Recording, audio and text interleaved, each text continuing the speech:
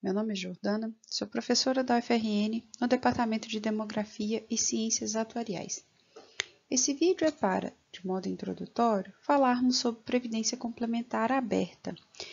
Esse material possui fins educacionais e foi produzido para ser utilizado em atividades de ensino remoto da UFRN. Vamos ver algumas situações práticas envolvendo planos de previdência da Previdência Complementar Aberta. Vamos considerar que Catarina deseja contratar um plano de previdência para ter uma renda complementar de aposentadoria, além do que ela espera receber pelo regime geral de previdência social. Catarina é uma mulher de 28 anos, pretende contribuir mensalmente com R$ 500 e deseja se aposentar aos 65 anos. Analisando a sua declaração de imposto de renda, Catarina chegou à conclusão de que seria melhor optar por um PGBL, por um Plano Gerador de Benefícios Livres, ou PGBL individual. Esse plano é oferecido por uma entidade aberta de previdência complementar. O plano é estruturado em regime financeiro de capitalização, o que significa que ele exige a formação de reserva para fazer frente aos benefícios futuros. Além disso, esse plano tem como modalidade contribuição variável, que mais adiante no vídeo nós vamos ver quais implicações tem. É importante ressaltar que esse plano foi devidamente aprovado pela Superintendência de Seguros Privados, a SUSEP, o que significa que ele atende aos critérios previstos na legislação e, ainda, que ele possui uma nota técnica atuarial associada. No plano em questão, não há garantia de remuneração mínima, e o fundo que Catarina irá obter só será de fato conhecido ao final da fase de acumulação. Na Previdência Complementar Aberta, são cobrados valores para fazer frente às despesas que a entidade aberta de previdência complementar possui para manter o plano. Esse valor cobrado vem em forma de taxas de carregamento. Isso significa que sobre as contribuições que Catarina fará, será aplicada essa taxa e, portanto, fica claro que quanto menor for a taxa de carregamento, maior vai ser o valor que a Catarina vai acumular. Nesse plano, até a data de se aposentar, ou seja, até cumprido o período de diferimento e chegado o momento de concessão de benefício, a Catarina pode, a critério próprio, escolher por resgatar ou portar os recursos para outro plano previdenciário. Então, durante a fase de acumulação, a Catarina tem a opção de resgatar o montante que ela acumular, descontadas as taxas, ou portar esse recurso para uma outra entidade aberta de previdência complementar que ofereça condições que a Catarina julgar que são mais interessantes. Ela também pode alterar o tipo de benefício contratado. Então, em um primeiro momento, a Catarina tem uma expectativa de receber uma aposentadoria durante a vida toda, mas ao longo da vida ela pode optar por alterar esse tipo de benefício. A gente vai ver mais adiante como isso vai ser feito. Bom, quais benefícios, então, Catarina pode escolher na data de concessão? Ou seja, quando terminar essa fase de acumulação, quais opções Catarina tem? Ela pode escolher uma renda mensal vitalícia, que é o que a gente conhece como uma aposentadoria. É uma renda que é paga para Catarina enquanto ela sobreviver. Então, o falecimento de Catarina determina que esse benefício será findado. Ela também pode escolher uma renda mensal temporária. Nesse tipo de renda, a Catarina escolhe por quanto tempo ela deseja receber a renda e o pagamento vai cessar quando ela falecer ou quando terminar esse período contratado, o que acontecer primeiro. Então, se essa renda mensal temporária contratada for de 20 anos, quer dizer que a Catarina estará coberta por no máximo 20 anos. Mas se a Catarina vier a falecer antes dos 20 anos completarem, o plano não tem nenhuma obrigação com nenhum beneficiário de Catarina. Ela também pode escolher uma renda mensal vitalícia com prazo mínimo garantido. Essa renda funciona assim. Os pagamentos serão feitos a Catarina a partir da data de concessão do benefício, enquanto ela sobreviver, e, se ela vier a falecer dentro de um período determinado, está garantido o pagamento aos seus beneficiários por um prazo que ela acordar, né, quando ela definir que ela deseja receber o benefício dessa forma. Ela também pode escolher por uma renda mensal vitalícia reversível ao beneficiário indicado, que é como então se ela deixasse uma pensão para um beneficiário. Quando Catarina falecer, uma parte do valor então do benefício que ela recebia será revertida em renda para os seus beneficiários. Ela também pode optar por uma renda mensal vitalícia reversível ao cônjuge com continuidade aos menores. Então, ocorrendo o falecimento de Catarina durante a percepção dessa renda, o percentual estabelecido na proposta de inscrição será revertido tanto para pagamento de pensão para o cônjuge, quanto, posteriormente, também pagamento para benefício de pessoas menores de 18, 21 ou 24 anos, a depender de como foi estabelecido no regulamento e no contrato que a Catarina firmar. Bom, como foi dito, esse plano está estruturado no regime financeiro de capitalização, o que quer dizer que a Catarina fará suas contribuições para formar um fundo individual que será capitalizado durante a fase de acumulação. Além disso, nesse plano não há garantia de remuneração mínima. Podem ocorrer perdas na provisão matemática de benefícios a conceder, que é o nome técnico atuarial dado a reservas para benefícios que Catarina possui. Isso pode acontecer porque depende das realizações das aplicações na carteira dos fundos de investimento que a Catarina escolher. Embora não seja possível saber qual será o saldo ao final da fase de acumulação, é possível fazer algumas simulações.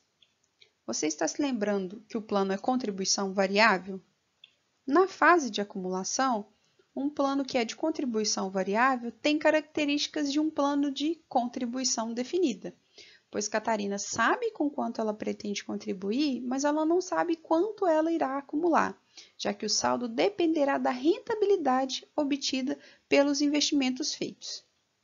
A reserva de Catarina, o saldo que a Catarina tem com esse plano nessa entidade aberta de previdência complementar, fará parte de um fundo de investimentos especialmente constituído para conseguir rentabilidade no mercado financeiro e aumentar o saldo de conta do participante. A Catarina pode escolher diversificar os investimentos e distribuir as suas aplicações em diferentes fundos. Com isso, ela poderá reduzir o risco sem comprometer as suas possibilidades de ganho. No caso desse plano, a Catarina pode escolher os percentuais que ela aplicará em 3 diferentes fundos. Um fundo conservador, que é um fundo que tem característica de ser menos rentável, mas ao mesmo tempo menos arriscado. Um fundo dito moderado, que é um fundo que apresenta risco médio. E um fundo dito mais agressivo, que é um fundo que apresenta característica de ser mais rentável, mas ao mesmo tempo mais arriscado. A reserva de Catarina vai depender, então, de como ela escolher aplicar os montantes nesses fundos e quanto de rentabilidade esses fundos conseguirem ao longo da fase de acumulação. A escolha desses fundos vai depender das preferências que a Catarina possui, em termos de rentabilidade e em termos de risco que a Catarina está disposta a correr. Bom, vamos considerar então que a Catarina faça contribuições de R$500 mensais, que ela faça isso entre os 28 e os 65 anos, ou seja, durante 37 anos. O que a gente espera em termos de saldo? Trouxe aqui 3 simulações. Uma simulação, se os fundos conseguirem uma rentabilidade de 2% ao ano durante essa fase de acumulação, se eles conseguirem uma rentabilidade de 4% ao ano, ou se eles conseguirem uma rentabilidade de 6% ao ano. Bom, se a rentabilidade for de 2% ao ano, ao final de 37 anos, nessas condições, a Catarina teria um saldo estimado de R$ 327.700. Se a rentabilidade for de 4% ao ano durante todo esse período, o saldo esperado da Catarina seria de R$ 500.701. Se a rentabilidade for de 6% ao ano, o saldo acumulado seria de R$ 788.205. Nós vemos, portanto, que as taxas de rentabilidade elas são determinantes para o saldo que a Catarina irá acumular. Percebam a grande variação nos montantes acumulados nas três opções de rentabilidade. E, como eu já mencionei, não há garantia de remuneração mínima. Os benefícios que a Catarina irá conseguir dependerão do valor acumulado, que por sua vez dependerão dessa rentabilidade obtida no mercado. Essas três opções de rentabilidade mostram o tamanho da variação no saldo a depender da taxa de rentabilidade conseguida no mercado financeiro.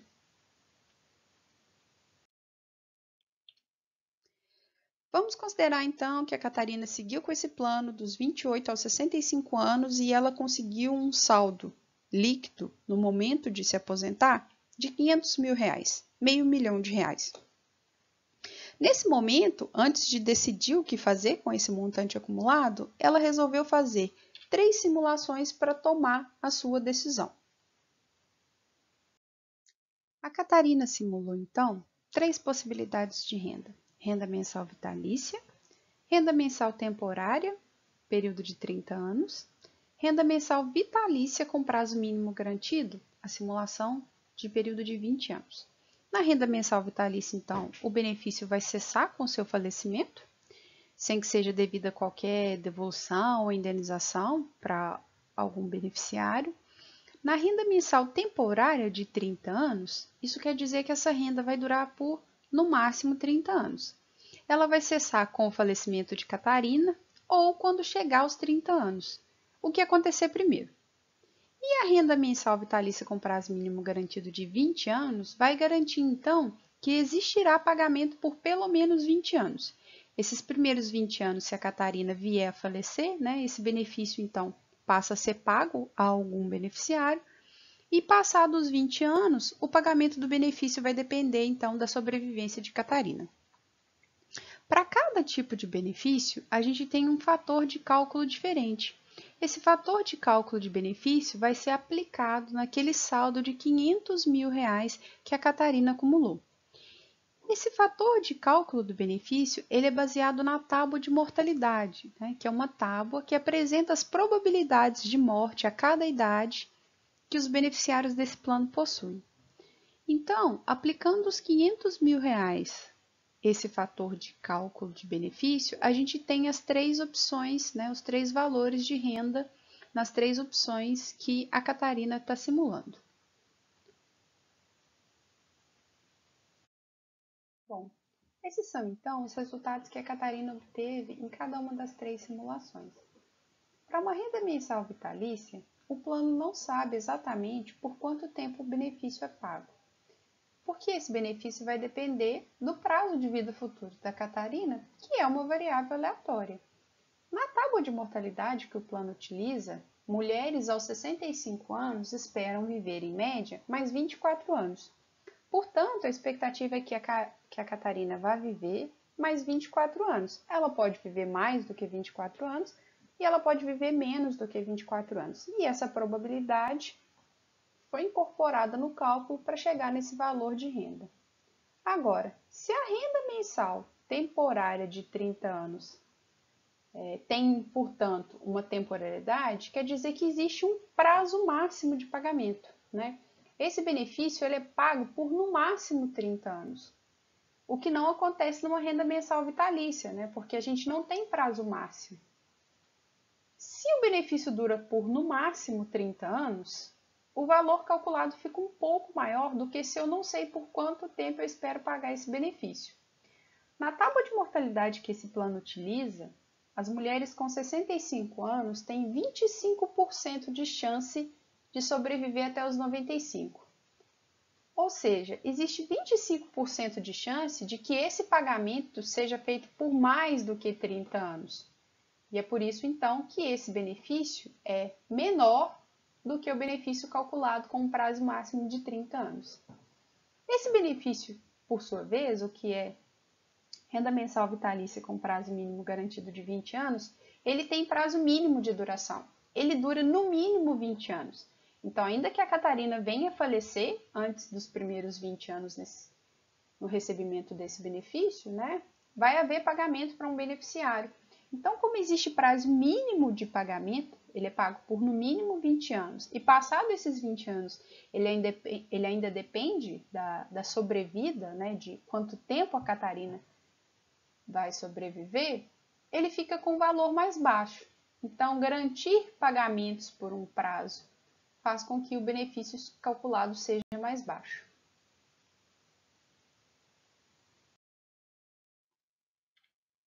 E por que nesse exemplo nós tratamos de Catarina? Isso foi proposital. O sexo do segurado importa para a gente fazer esse cálculo. Porque provavelmente vocês já devem ter ouvido falar, a expectativa de vida de homens e mulheres é diferente. A expectativa de vida das mulheres é mais alta do que a expectativa de vida dos homens. Aqui são alguns dados de expectativa de vida calculados pelo IBGE de homens e de mulheres. Então a gente pode olhar para a expectativa de vida ao nascer, que é a mais comum, né, a que a gente ouve falar mais. Ao nascer, então, o homem espera viver 72,8 anos, quase 73. E ao nascer, em 2018, uma mulher esperava viver quase 80 anos. Então, a gente tem uma diferença significativa, né, de expectativa de vida de homens e de mulheres. A gente também pode olhar para a expectativa de vida em alguma outra idade que não a idade zero. Então, por exemplo, aos 65 anos. Aos 65 anos, a expectativa é de que um homem vai viver mais 17 anos. E uma mulher aos 65 anos, a expectativa é de que ela vai viver mais 20 anos. Esses valores de expectativa de vida são um pouquinho diferentes dos valores utilizados no plano que a Catarina faz parte. Porque no plano de previdência que a Catarina faz parte, a mortalidade, em geral, é mais baixa do que a dos brasileiros em média. Porque se refere a um grupo que tem uma seleção em termos de nível de renda e de condição socioeconômica. E a expectativa de vida desse grupo, em geral, em média, é mais alta do que da população geral no Brasil.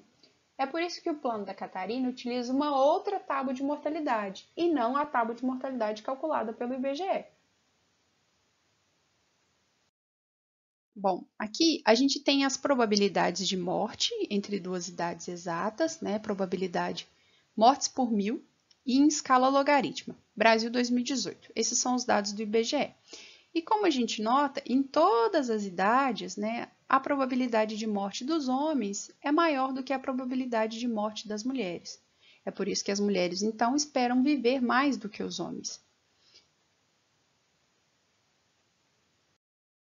É por isso que o sexo do segurado importa. Por quê? Na hora de fazer o cálculo dessa renda mensal vitalícia, para poder utilizar o fator de cálculo de benefício, vai ser utilizada uma tábua de mortalidade para homens, se o beneficiário for homem, e uma tábua de mortalidade para mulheres, se a beneficiária for mulher. E como os homens, em média, vivem menos do que as mulheres, o benefício calculado dos homens seria maior, porque a gente espera pagar os benefícios para os homens em um tempo menor do que para as mulheres. É por isso, então, que nas três modalidades, aplicando aquele mesmo fundo de 500 mil reais, o fato de os homens viverem menos do que as mulheres, de terem probabilidades de morte maiores do que das mulheres, faz com que o nível de benefício calculado para os homens fique um pouco maior.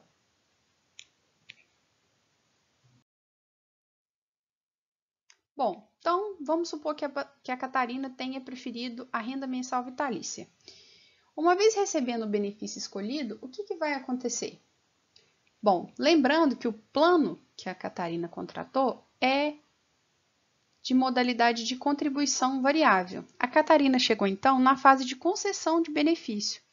Quando num plano de contribuição variável se alcança a fase de recebimento do benefício, o benefício passa a ser do tipo benefício definido. Então, uma vez calculado aquele valor de renda mensal vitalícia, a partir do momento em que aquela renda for concedida para a Catarina, o valor do benefício ele só vai ser atualizado. E aí, no caso do plano que a Catarina está contratando, a atualização é pelo IPCA, que é um índice de preço utilizado, calculado pelo IBGE.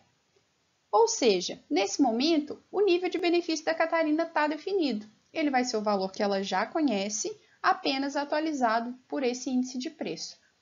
O benefício da Catarina, então, ele não tem mais nenhuma conexão com o saldo de conta que ela tem, né? Já que o benefício já foi estabelecido.